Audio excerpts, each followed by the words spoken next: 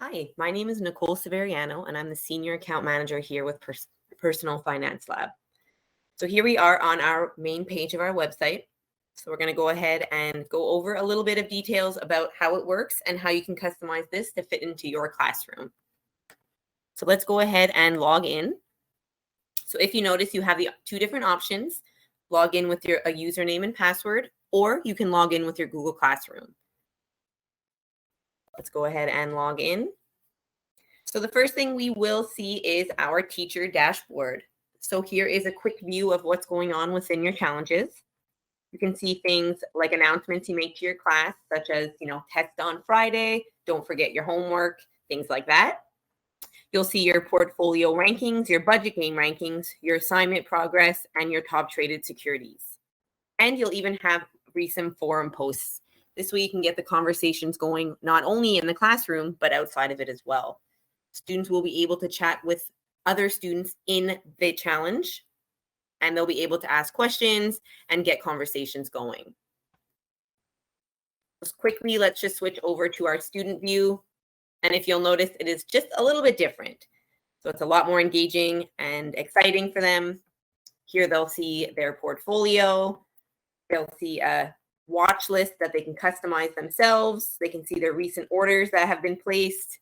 They can see their budget game information, their budget game transactions, the announcements that you post for them, their word of the day, which changes every day, their latest news, as well as their profile. So the fun thing with the profile is teachers and students can earn badges.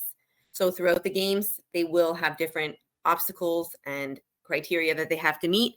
Once they meet them, they can earn these badges and choose which ones they'd like other students to see.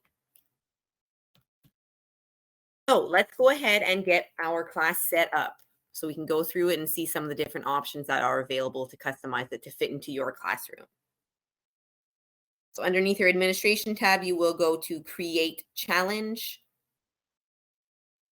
Put in your challenge name.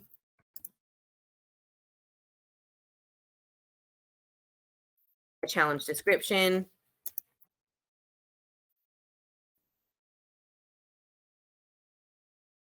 How many students you have. And if you notice here, there's a few options to customize it.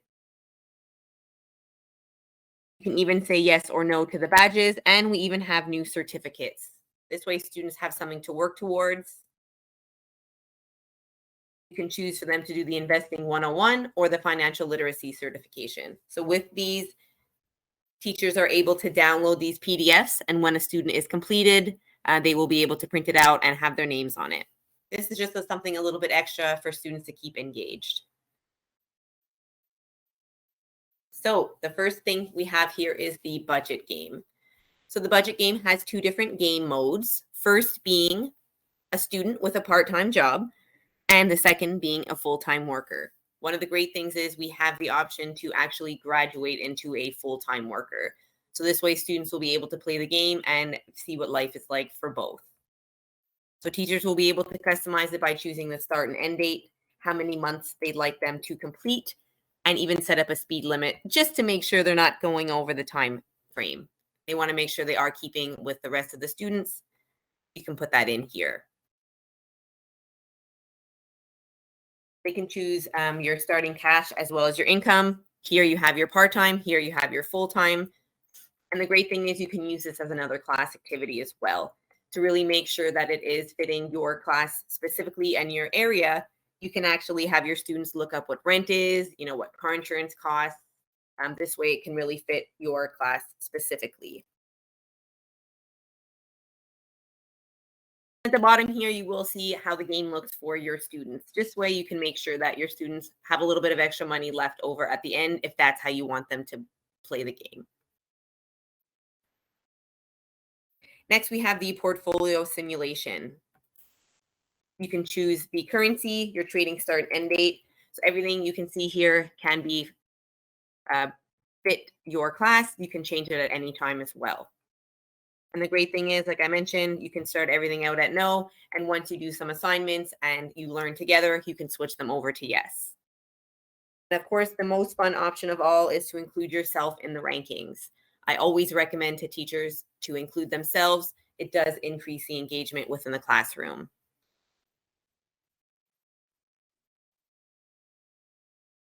Next, we have the trading settings. So you can choose anything here, the amount of trades, you can limit the amount, you can even require trade notes. All of the security types available. You have all of the exchanges available. You can pick and choose whatever you'd like or choose the default settings that are already in place. And you can even customize it as well. So next is the assignment section. This is the bulk of the website. We have well over 300 assignments, activities, and different things for your students to enjoy here. Most teachers will set it up kind of week by week. This way it ensures that students are completing the work in a timely fashion. So you can really customize it to fit exactly how you want it. You know, you can make sure your students are completing this by Friday at 3 o'clock, and then even rewarding them once they complete the assignments.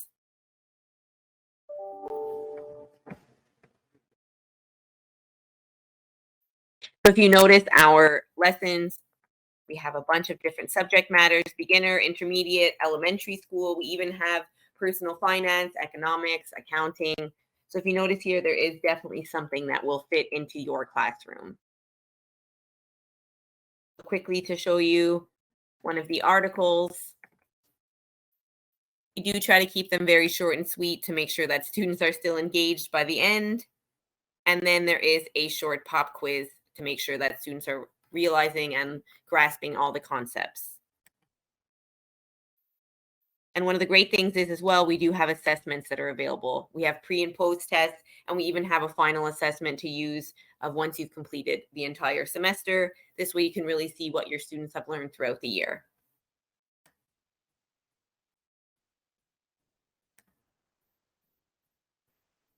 Now, getting your class registered. We have a couple different options here. You can even have them create their own accounts by clicking this link, or put this in your Google Classroom.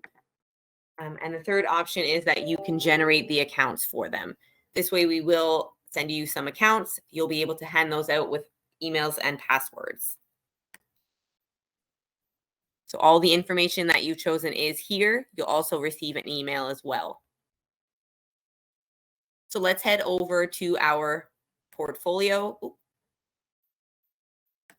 and make that first trade. If you notice down here, some students, maybe aren't sure where to begin. So we do give them some popular stocks that they might be familiar with. Most students do keep the buy what you know mentality and will purchase something that they are a little bit more familiar with. Of course, let's go ahead and get some Apple stock. Put in our trade note.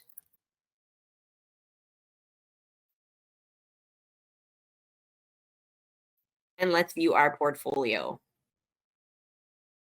So we can see the information here either through the standard view, different chart views, and everything is exportable to Excel or Google Sheets, depending on what you're using in the classroom.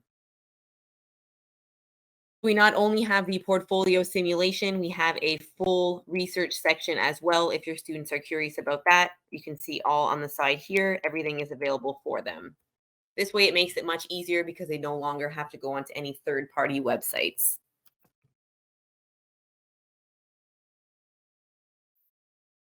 The next thing I will show you is some of the different reports that are available. So you will be able to see all of the information that your students are doing throughout the games. You can see how many students are registered, activity report, diversification, all of their rankings, which is of course very important. You can see your budget game reports, how many students have used their accounts. You can set up different teams. And one of the great things is as well, you also have the option to set up some custom reports. This way, if there isn't something that you want to see, you can create that yourself. Thing I will show you is quickly the budget game. So let's head over here and see how this game works. So the main screen here, students will be able to see their net worth, their credit score, quality of life, outstanding bills, savings, checkings, credit use, and their credit limit. They'll also have their game score here. The game score is calculated by compiling all the information above into one final score, which will be where the students are ranked. Everything is pretty self-explanatory except maybe the quality of life score. So keep in mind, most budgeting games are teaching students to work as many hours as they can and save as much money as they can. But you and I all know this is definitely not something that's very realistic. We want students to be able to learn how to balance their lifestyle, to not only save money, but have fun as well. So this is where the quality of life score comes into play. Anytime a student chooses something that's a little bit extra, they will be getting some quality of life points. Down here, it does give them their objective. They can even click here on how to play the game for a short video. Things first, it's going to ask students where they'd like to live. So you as a teacher set it up at $250 a month, but students now have the option they can go with something a little bit cheaper or something a little bit more expensive. So they will be able to try and live a lifestyle that they would like, and maybe even gain some quality of life points as well. They can choose their TV and their internet plan, their cell phone plan, and their grocery plan. Of course, at any time they can change these fixed expenses, but just like in real life, there are fees that are associated with it. So now that we are in the game, we're going to go ahead and get started. So if you notice here, it's telling us to click to get to play. So we're going to roll the dice.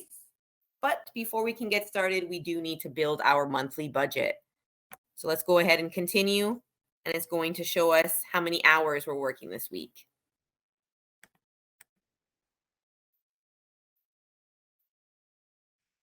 We'll put in our total.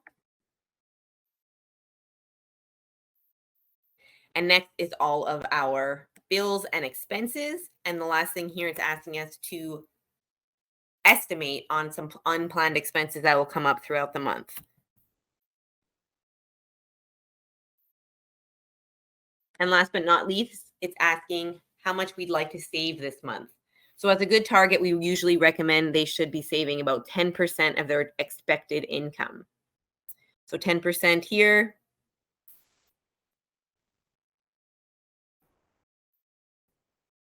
Right now we're going to start moving throughout the calendar. And as we move, you will see different bills that we'll be processing throughout the month. So our rent has been issued, so we need to make sure we get that paid before the 9th. So first thing, we have a road trip. So we need to pay $14 for our share of gas. So there are times where you get cards like this where you don't have the choice to say yes or no. Sometimes students can say they don't want to go on certain things, or they will have the choice to choose just their debit or credit. So let's go ahead and pay this with our credit card. And if you notice, our credit has been used, and we can go ahead and pay that off. And you will notice our credit score will not only increase, but so will our credit limit. So now that it is the weekend, students will have the option to choose something to do, on Saturday. They can work extra hours, socialize with their friends, do some chores, or do some studying. So of course, you'd think that working extra hours would be the best option, but of course, this isn't the best option. Students do need to learn that they need to balance their lifestyle. So if they're always working extra hours, they might fall behind on their studies and fail a class and have to pay for a tutor, or fall behind on their chores, and now their house is a mess and they have to pay a maid to come in to clean it. So every choice a student makes throughout the game does have different consequences. So even though two students are sitting next to each other with the same expenses, their games can turn out completely different. So let's go ahead for this weekend and choose to do some chores. So we spent a couple of hours clipping coupons. So now we're going to save some money on our next grocery bill. So once we have our groceries, we'll see all the money that we've saved.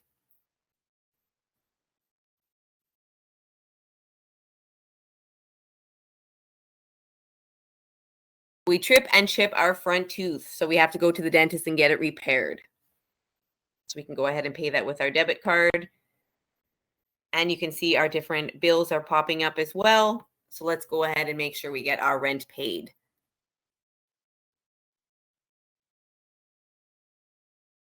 as you can see, our quality of life scores going up, our game scores are going up just by going through life.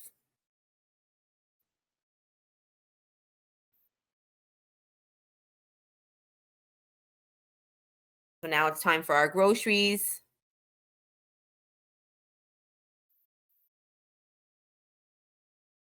Still moving through the month. And our car seems to be making some noise, and we're going to have to go ahead and get our fan belt replaced. So if you notice here, we do have different question marks that will pop up throughout the game. These are short assignments that students have to complete before they can move forward.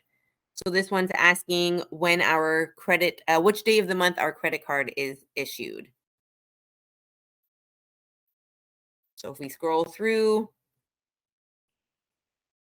we can see that the statement is issued on the 19th of every month. So we can go ahead, and if we put in the wrong date, students will not only lose $10, but they will not be able to move forward until they get the correct answer. So now we've earned $25 and we can move forward. So as you can see, students do move through the game day by day. Different things will pop up throughout the month. Depending on the time of year as well, will make the cards a little bit different. So closer to the holidays, you might have more holiday cards that pop up. And then, once a year, a card comes in the mail with a check from your grandmother for your birthday. So we try to make the game as realistic as possible so that students not only feel like they are living a real life, but it will get them to start asking the correct questions. And once they're asking these questions, not only within the classroom, but at home, students are really learning and grasping these different concepts. As you can see here, everything has changed. Now we're at minus net worth because we've used quite a bit of our credit card. So we want to make sure we get these things paid. So as a teacher, you will be able to see everything your students are doing within the budget game. You can see their credit card statements, which can also be used as different activities within the classroom. Pretty much everything you see here helps not only engage your students, but gamify your classroom. And I know that teachers are always looking for ways to keep students interested and having fun while learning. This is definitely your option. So I do want to thank you very much for your time today. And I would recommend you coming over to our website and having a look, reaching out to any of our staff here through our chat option, email, or phone call. We're always here to help, and we look forward to helping you gamify your classroom. Have a great day.